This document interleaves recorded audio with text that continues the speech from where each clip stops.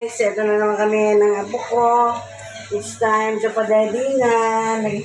Ay, naku, ang hirap talaga maging lolo.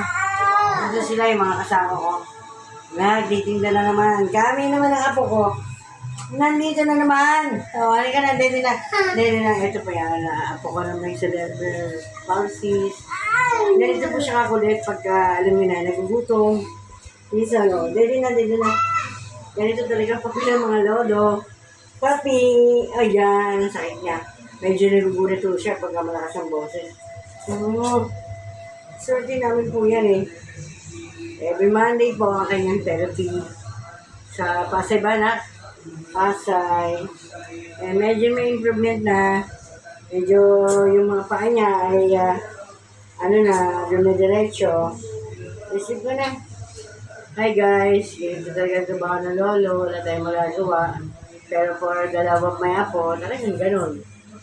Thank you. Kaysa mapunta pa sa maling mga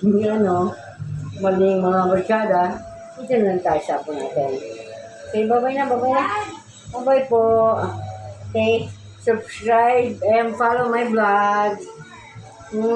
Share Ching Aguinaldo. Thank you.